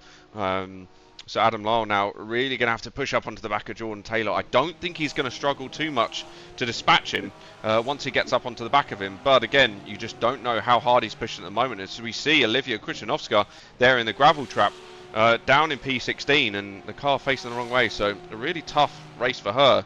As we see Cotalessa as well overtaking Henriksen for P6, and Henriksen now going back around the outside. So maybe Cotalessa maybe just gave him a little bit of a nudge and, you know, is letting him back through, looks things. But you're seeing that Porsche getting incredibly squirrely there for Henriksen. And just wondering if a few of these drivers are going to be pushing a little bit too hard and might see the sort of the reminiscence almost of the first race, where these Porsches really start to struggle towards the back end of the race. And this is where Adam Lyle could actually have an advantage at the end of the race. The Ferrari seems to hang on quite nicely compared to the Porsches, and you know, we're halfway through the race now. Tyres could start to be overheating and going off, and this is where he could come into a league of his own. The gap has come down leaps and bounds this lap between him and Jordan Taylor, and certainly between Jordan and Casper. That gap is really close, and I think there potentially is a battle coming for second place very, very quickly. Is indeed, but one thing to bear in mind here, look, Kyle Felvers a 147.8, Gazior with a 149 dead, Jordan Taylor with a 148, Adam Lyle again with another 146.8. But Carl extending his lead now. He's 1.7 seconds clear out in front. You've got Adam Lyle now right on the back of Nathan Williams. You're going to say it's not going to take long for Adam to... on the back of Jordan Taylor. It's not going to take long for Adam Lyle to dispatch him with the pace that he's running at. As you see the windscreen wiper on his windscreen there flapping away in the wind, just shows how much downforce that these cars have got. And the turbulence that comes across the front of him. But as he goes to line up almost a fakie, I think, into that corner, Adam can be incredibly late on them brakes and gets it sideways and spins it round. And just as I say that, almost a commentator's curse, just loses the rear end and spins that round. That's not going to be what Adam wants, and that's just promoted Nathan Williams up into P4. And Adam's going to have to do all that hard work again. He's got the time to do it with 14 minutes left to go, but that was not what he wanted to get himself onto the podium for this race. Yeah, very unfortunate mistake there. We saw a few of those creeping in the F4 Championship as well, so I don't know, potentially a bit of overdriving there, or you know, not running a bit more of an aggressive setup, should we say, compared to the other drivers, as he does seem to struggle with that a little bit more than others. But Nathan Williams is loving what he's seeing right now, up into P4, and it must be said he does have pace over Jordan and Casper, but it's whether or not he's got enough time to, one, keep Adam Lyle off his back, and two, catch third and second place. Yeah, and just on board again with Reece Bell driving an absolutely phenomenal race here in P8 after the mishap that happened earlier on. Almost a little train forming now behind him, and no one can get past him. He's putting that Mustang in the perfect position every single corner to keep them all behind him, and he's doing an absolutely phenomenal job of doing so. I mean, you can see Ethan Hill behind, just desperately trying to get past in that Porsche, almost like he's got more pace, but he just can't make it stick. As I say that, Ethan Hill goes round the outside, but gets it loose, gets it sideways. He's going to get collected by Reece, and just as that happens, Reece gets tagged again by Ethan Hill, and round he goes. I need to stop talking about these things, because as soon as I say it, carnage happens. I feel so bad for Reece. Through no fault of his own, he's just been involved in so many crashes and got involved in so much that he comes into pit. I think that's going to be race over for him now. I think he realises that's enough's enough for this round, and that's a real shame for him when realistically he was P4, you know, several laps in at the start of this race. Yeah, certainly. That's going to be a big kick in the teeth for him. But he knows he's got a lot of pace going into round two, which he can definitely carry that momentum forward and hopefully score some big points there. As he's just getting acclimatised with that big beast of a Mustang, big V8 engine in the back of it, in the front of it, sorry. Yeah, that's definitely going to be a very difficult car to manhandle, but an awesome one. And you know, the likes of Le Mans circuit and things like that, that car will thrive, and you may very well see him up at the front. As we see, Nathan Williams is really struggling with some pace in this race. Adam Lyle is really closing onto the back of him very quickly here, and in turn they are catching third and second at a rate of knots. So yeah, with 12 minutes to go, this race is far from over. We're only just over halfway through it. And Adam, you know, has not lost faith. He is still pushing like an absolute madman here. But has found pace in that Ferrari that no one else has. And he's looking pretty good. He's just hitting all his marks, getting his braking points correct. And that car looks to be almost on rails. It does indeed. I'm just on board here with Nicky Taylor as he chases after Casper and was right on the bumper of him. And just dropped off just a little bit now as they come into the last corner. But both of these Porsches getting very squirrely on the rear end. You know, with 11 minutes left to go, you know, I wonder if these tyres are cooked already for them. You know, Nicky's had a couple of spins already, and I wonder if that's degraded the rear tyres and absolutely cooked them, and he's just sort of having to manage the pace now. He puts in a 1:49.4, so it just goes to show the disparity between the lap times, you know, from the mid-pack to the front runners now, potentially 2.5 seconds difference between, you know, those at the front and those in the middle of the field. So, you know, it's several different battles going on here, and some really entertaining ones at the same time. Yeah, certainly. These is why the reverse grid races are so good, right? You know, you've got AMs versus the pros almost, and they are just put together in an absolute heap. And they do so well to, you know, avoid accidents as well as they can, and, you know, just put in the best race that they can as possible. The front runners are starting to struggle a little bit. The pace has dropped off, but not for Nathan Williams and Adam Lyle. You know, Kyle's dropping pace, Casper's dropping pace, Jordan's even dropping pace, and then these two behind are just not stopping. Adam a little bit wide there, so not what he wanted. As Adam he spins going round. getting out of the race, that's just, he's done. He's DNF'd on that one. I think he realised that was it, Yeah. and that was done for him. Which, it makes you wonder, if there's any potential penalties that are coming his way, are those penalties potentially going to carry on into the next race, or are they going to, is he going to be able to almost get out of jail free with those off the back of this one? We'll leave that up to the stewards to decide. But Adam Lyle now DNFing as he lost it there through that chicane before the straight, and we're seeing a lot of drivers losing it there just on those curbs. A few of the drivers just taking a bit too much curb, unsettling the rear of the car, and just losing the back end and not being able to catch it. So having to be very careful around this circuit, and just not what they needed. Yeah, not ideal for Adam, but he'll be definitely working hard for round 2 and prepping as quickly as possible.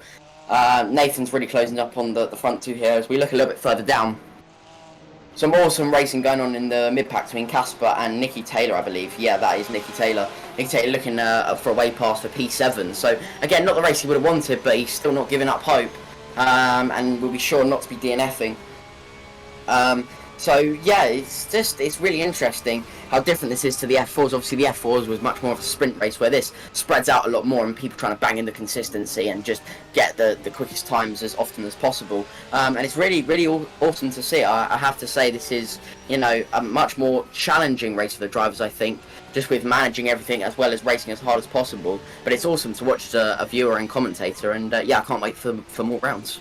Yeah, definitely. As we just see Nicky Taylor and Casper coming out the Lesmos now, down the back straight, up to Ascari. And Nicky Taylor just doesn't seem to be able to have that outright raw pace to get past Casper, to be fair. I mean, he seems like he gets close to him, and then as he comes into Ascari now, taking a lot of curb on the inside, getting the car very squirrely, and this is where we see Adam Lyle lose it as he goes over and almost has to back out completely, because if not, it would become a tank slapper and into the wall. He's had a fair few spins these past couple of races, or this race and the last one, and he's not going to want to do that again. But that's just given Casper a nice healthy gap to get away in P7. And you see again Nicky Taylor really struggling with that rear end of the car. It's just not doing what he wants, and falling down the order a little bit, and now 31 seconds behind the leaders. So not the evening that Nicky Taylor was looking for. However, Casper putting in a pretty gracious time of 1:47.7, so got to say he's picked up the pace a little bit. But Kyle Felvis now extending the gap out in front, 6.5 seconds to the good from Jordan Taylor. He's managed to get past Gazior, but you got to say Kyle Felvis has made this look easy. Not only in the first race, but again in the second one. Just shows the outright pace that he's got. He's not been the fastest person on track. But he's been the most consistent, and that's worked massively in his favour to make his way through the pack, keep out the trouble, and again looking to score maximum points out of these 2 rounds. Yeah, it's almost going to be a bit of a repeat of round 1 of the F4 Championship, double win. So yeah, and pole position. That's definitely what he'll be looking for. But like you mentioned earlier, with the ballast, that is going to be that's going to prove to be a bit of an issue for him in later rounds, which will be interesting to see. Obviously, other drivers are suited to better circuits, or their circuit's much better, and so it'll be interesting to see. I think it definitely will close up as people get more acclimatised with the GT3 class. But one thing that we've sort of let slip away from our hands is Nathan Williams. He's almost on the back now of Casper. He's within the toe, and he's got his eyes set on P2 right now, which has gone right under our noses. He's just been banging in the consistent laps, and he is now 9/10 behind, so we could have a battle on here, and I think we're in for an entertaining last 6 minutes. Yeah, we are indeed, and just like you alluded to there, Nathan Williams nearly a second quicker than Gazior in P3. As Gazior is closing up onto the back of Jordan Taylor as well, so even though Jordan Taylor was 3/10 quicker on that prior lap than Gazior was, making potentially a little bit of a mistake into that first corner and just losing out a little bit, and as you see there, it almost looked like Jordan Taylor got a little bit of sort of rear end slide as he went through that long right hander, and really struggling with this Porsche now. And it makes you wonder, is he going to be able to hold on for the past 5 minutes? And he's not, just like that. We see it happen. We see that rear end slide, and the car just did not want to do what he wanted to. And as he's come through the chicane there, that's really hurt him, and a really tough one. But Gazior now promoted up to P2 as he comes through Lesmo, and Nathan Williams is surely going to be hunting him down for that P2 win. Yeah, I think he definitely will. I think he's got time to spare now. He's within the tie, so now he can almost calm down a little bit. You see him flashing the lights there. He does not want to wait. He wants to get on with it and get on with it quickly. As we go into the difficult sequence of corners, which you see lots of drivers make mistakes. Nathan Williams absolutely clobbering the curb there, and then flat out for the rest of it, clobbering the second sausage curb as well. He has now got Casper right in his peripheral vision, and Casper will have those mirrors absolutely filled of a Porsche, and I think the move potentially is coming into turn one. Nathan's going to look for a nice exit, going to keep it tight to the curb. Casper's going to drift out a little bit wide. Nathan is well within the toe now, and now he can focus on getting the move into turn one. Be interested to see if Casper goes defensive. He didn't before. With Carl Felvis, we'll see Nathan gaining, go past the start-finish line. He's going to pull to the inside. Casper is not going to fight it yet again. We're now up alongside. It's going to be the latest of the breakers. Nathan is later on the brakes and takes P2 just like that. He's in a little bit deep though, but he's got it stopped for the corner, covers off the second part of the chicane, and just like that, he's on for a double P2. Yeah, absolutely phenomenal stuff there from Nathan. He perfected that corner, and even though he went a little bit deep into the first part of that first chicane, on that left-hand, did you see he almost let off a little bit and almost backed up Gazior into him, just so that he didn't gain the momentum down the straight and almost get the position back off of him. So Nathan knowing exactly what he needed to do there, even though he dived just a little bit late into that first corner, and there he is now up into P2 and showing his strength. And Nathan is an incredibly fast driver and has done well and incredibly well in previous championships and won a number of championships at that. So obviously now finding his groove. I know he said in his interview it was a completely different type of car to drive, but you got to say he's doing incredibly well to put the car where it is. And you've got to say now P2 is realistically always going to go for with 3 minutes sort of left to go on the clock, and Carl Feld was 10 seconds out ahead near on. I mean, I'd almost say that this is going to be the top three for the rest of this race. Yes, it potentially will be. We saw Nathan there get a little bit sideways, so it's not over until the checkered flag. But yeah, like you said, there are nice gaps now. Nathan's already got a nice gap to Casper behind, so he just needs to consolidate that for the final 2 laps. It's just been a dominant from Carl Felvis yet again. He's just driven an outstanding race. And yeah, Lorenzo's back up there. He's in P5, and Nicky Taylor, although it hasn't been the most ideal race, he's still in P8, so it's been a decent recovery from him. People like Oliver Watson getting involved in lap 1 carnage in P9, so it's been a real mix-up from the field. But it's drivers have done really well here in these half-an-hour races. Long enduros in what must be said, the very unusual English weather. They must be getting very hot in their simulators, and so they've done really well to cope with the pressure and everything else that's going on around them and their senses, and they've done an outstanding job. They have indeed, and just seeing there, Nicky Taylor getting overtaken by Ollie Watson. Nicky Taylor with 156 on that last lap, so you've got to say Nicky's had another spin on that lap prior, so cannot get to grips with that Porsche as he wants to, and that's promoted Ollie up to P8. He just seems to be cruising, trying to keep out of trouble, and just doing his bit as he dips the gravel. But yeah, almost a night to forget for Nicky Taylor. We know he's an incredibly fast driver, real life racing driver in the Clio Cup. He's Clio Cup champion, Renault Clio champion. I'll say it's a Clio Cup. I could be completely wrong there, but I know he races in the Clios and won that championship with Graves Motorsport. So he's no stranger to racing, but just not managing to get this Porsche now down, and I'm sure he's going to be incredibly frustrated by that. But this is what it is, and with a minute and a half left to go of this race, I think it's almost been a bit of a learning curve for a lot of these drivers as to how these cars perform, how they react, and what they're going to have to do differently for the next race, and how to line themselves up for that, and potentially quite a bit more practice for a lot of these drivers to do, because we're seeing a lot of these Porsches struggle with curbs, and I think that's going to be a big thing throughout this championship. But even though they're struggling with the curbs, you're seeing them take a lot of the curb, which is strange, apart from Nicky Taylor, who's now keeping away from them completely, so I think he's learnt his lesson. But these are the small little nuances that you're going to find where these drivers are going to have to almost drive around certain issues that they're finding with these cars, or try and eliminate those issues with ride height changes or things like that, just to get the cars to drive the way that they want to. I've just picked up on as well. Casper's down to P5 now, with Lorenzo and Jordan overtaking him. So I don't know if a little mistake crept in there, or what happened, but that is super unfortunate for him. So Jordan Taylor thought his luck ran out with the spin, but he's back up into P3 now. Lorenzo on the defensive on Casper. Casper's going to pull to the outside. He's going to go deep on the brakes, see if he can get the position. He's unable to get the position. Lorenzo consolidates it and is up into P4, so it's also been a good point tool for him as well. Yeah, so Casper there losing the rear end of his car and spinning it round, and you can see from his last lap was a 157, so not what he wanted, but you've got to say it was an incredibly good drive from him in this race, and has done well to keep it where it is. So, you know, starting up the front of the grid and, you know, making his mark, I'm sure he would have enjoyed it, and, you know, again, this is it, you know, one slight lapse of concentration and away you go. But as we see now, Kyle Felvis coming up towards the last corner to take a second race victory here at Monza.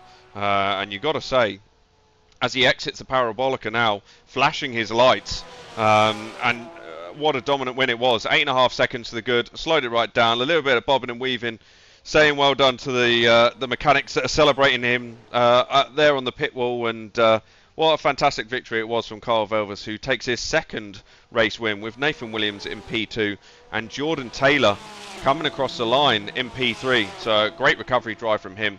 Ricotta Lester in P4, Gaziel P5, Henriksen P6, Casper Kukla in P7, Ollie Watson P8, Nathan Taylor P9, Jordan Osborne rounding out the top 10. What a race that was. I think a big learning curve for a lot of these drivers as to, you know, what they're going to have to do for the next few races. Yeah, certainly. I think it's got, you know, people will understand their competition now and who their closest rivals are. They'll understand the curbs, how they feel with these GT3 cars. They'll get an understand for the setups and where they need to improve. And I think we're in for a bit closer of a round two. But yeah, we'll let the drivers return to the pits now, and we'll go to a short ad break.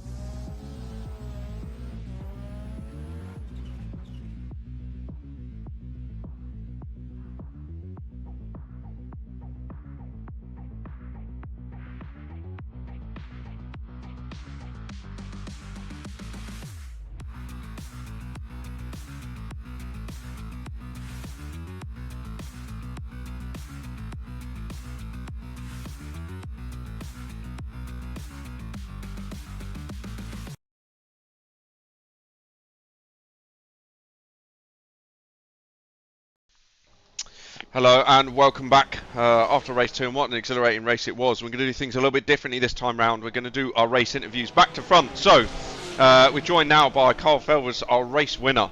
Kyle, what an absolutely dominant victory that was, and an absolutely cracking drive from yourself. Just talk us through that from start to finish. Yeah, start was just avoid chaos as per usual. It's a reverse grid, so avoid the carnage, and that's what happened. Got through, and then after that it was just about picking off places. I mean, a lot of people just made it easy and moved over and sort of let me go, but you know, it worked, and then got to the front and just pushed on from that. So just talk me through that, because we're seeing a lot of the Porsches struggling, especially your teammate Nicky Taylor, really struggling with the curbs, and the Porsches really getting its tail happy and losing it in a number of places around the track. How will you find the curbs? I see you staying off them towards the back end of the race. Have you sort of learnt to not touch them, or you know, how are you figuring that out? No, you can touch the curbs. It's just I was just driving chill really, so no point in going over the curbs and making a mistake. It's if you hit it right, you got to get the right line to actually use the curbs, and if you don't, then the car can get a bit twitchy. But towards the end, I had a big enough gap, so I was just driving a chill race really. I must admit, you almost seem very nonchalant. We said this in the stream earlier. It seemed a little bit nonchalant about this. It almost seemed a bit too easy for you. Would you say that's the case, or do you think that, you know, there's a lot of competition here, and potentially it's just first round winnings, and you managed to nail the setup for Monza? Yeah, I think so. I mean, I was hoping this round would be a really good fight, but I think there's definitely good drivers on the field. I mean, you've got Nathan, Nicky, Jordan, Adam, I know he had a poor round. You got all these quick drivers. It's just I think they all struggled with Monza, and I seem to click with it. So hopefully going into round 2, there'll be a lot more competition. But this round was just a points haul, really. Brilliant. And Carl, just before I let you go quickly, is there anyone you wanted to shout out on the stream? As soon as you're here with us now. I mean, you guys, I guess, Phoenix, you put on this series. I mean, you ran a great F4 series, and then you've come straight back 2 weeks later with another fantastic series. And to get all the licenses from RSS for the cars and everything like that is brilliant. And what you guys put on, it makes a great day for us. Yeah, it's very kind of you, Carl, and I'm sure Phoenix and Stu especially will appreciate that massively. And a big shout out to Stu Vickers for putting this all on with Phoenix Sim Racing and making this all happen. Because if not, none of us would be here. So look, Carl, big congratulations, a great points haul for you, and look forward to potentially speaking to you in the next round. Cheers. There we have it then. Carl Felvis wins both races here at Monza in an absolutely dominant showing from himself. As we move on now to Thomas Merritt to interview our P2 driver, Nathan Williams. So hello everyone, I'm going to be joined by Nathan Williams. As Joel mentioned, Nathan, that was a fantastic drive from you. Obviously we saw you get caught up in a few incidents at the beginning, but you got your head down and drove a mega, second half of the race to get back up to P2. How was that on your side of things?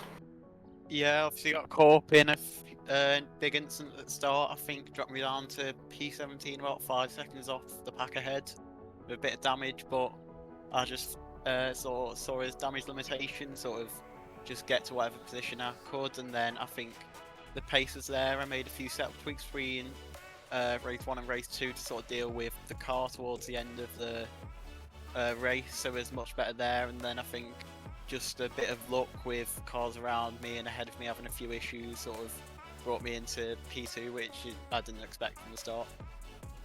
Indeed, and another thing I was really interested in knowing about, obviously GT3 cars, they do take a different sort of driving style. How are you finding them to drive? Are you massively enjoying them, and are there any little challenges that they present? There's definitely a few challenges because I just drive much more front wheel drive, but I'm enjoying them so far. I think I'm learning loads. I think I got much better throughout that race. I'm hoping towards the next round, a few rounds ahead, I should be much closer to Kyle and hopefully trying to take some wins. Brilliant, and obviously you started your real racing career, your in real life racing career this year.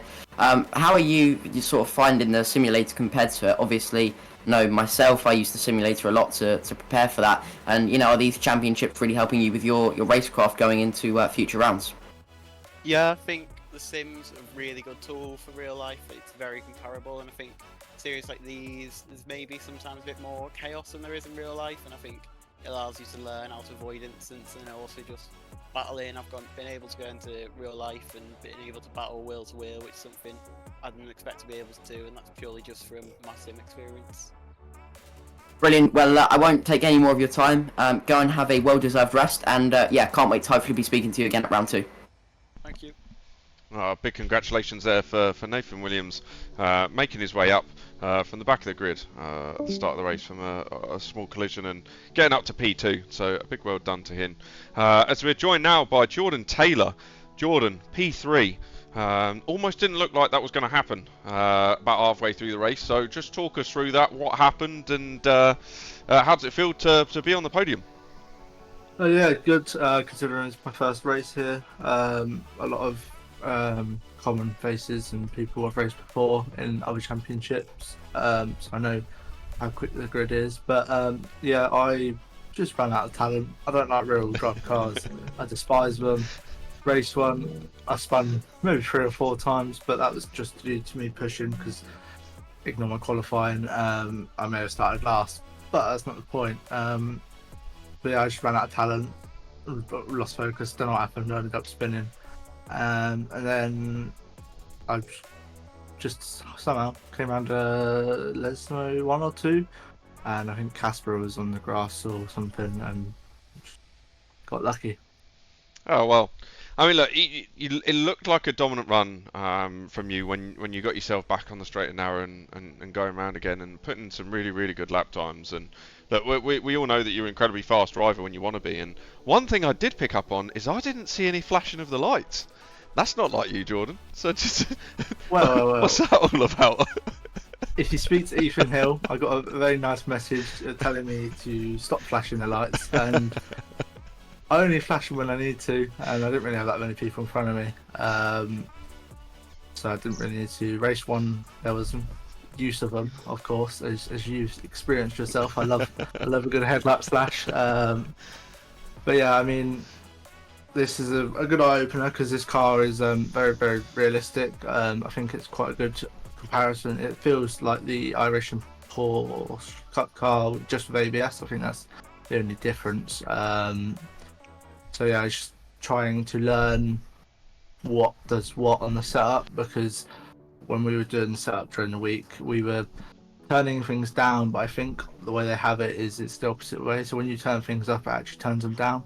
Right. But yeah, it's just, we know that now, and from other championships and real life experience, I'm quite good at the old setups and fine tuning it for people. So I've done Nicky before, I've done Nathan before, and I know Nicky prefers a bit more understeer because he drives front wheel drive cars, and I know Nathan loves oversteer. So once I get a balance set up, I can fine tune it to them, and hopefully, and now we've got Kyle as well, hopefully we can see some more consistent pace from all of us and actually give Kyle a challenge, because we let him have it this time. We let him get his confidence up, and then we'll bring it back. Some fighting talk there. I absolutely love it. But you got to say, look, what are your aspirations for this championship? Are you going all out there to win? What's the plans for you? Where do you see yourself? Because obviously, off the back of this round, we'll see some good points there for you, and points mean prizes, right? But then we've also got to think about the ballast that's going to be coming into play for drivers like Kyle, like Nathan. How do you think that's going to affect the running moving forward across the subsequent rounds? Yeah, obviously I'm here to win. I don't think anyone, well, some people might not enter to win, but I don't enter anything with the intention not to win. So my intention is to win. I do hate rear-wheel drive cars, so I'm kind of very lucky if I do, because I know Kyle adores Porsche and rear-wheel drive, so it's going to be a hard battle. But yeah, I mean, I'm looking forward to it. The ballast will be very good. I reckon I've raced in championships before where they've done it, and it did seem to work. So we'll just have to see if Kyle and Nathan actually get hindered by it, and let's all pray they do. Well, a big congratulations. Well done on P3 in that second race, and potentially be speaking to you in the next round. Good job. Amazing stuff. So there we have it, our top 3 from this evening, rounding out the second race here at Monza, and what a race it was. I think a lot of ups and downs for a lot of these drivers, and a lot of information for them to take away and focus on, and set up changes to make for our next round, which leads us on to next Wednesday at Sebring, and hopefully without any technical issues with the stream. So for those that are watching this back, we do appreciate and we do apologise for any technical issues that have occurred. These are unfortunately out of our control, so we have to do the best that we can in those moments. But again, Sebring, Thomas, what do you think? Cracking track, a lot of drivers getting involved now, and should make some great racing. Indeed, I have a lot of experience of Sebring on iRacing especially, and it's such a fantastic circuit to watch in real life. The Sebring 12-hour, bumpy circuit, difficult, GT3s, 20 drivers that all want to win. What could possibly go wrong? I think it's going to be a fantastic round with lots of great action in just a week's time. It is indeed. And from us here at Phoenix, from myself, from Thomas, have a great evening, and look forward to seeing you next week at Sebring for some more exciting and exhilarating racing. Thank you, and good night.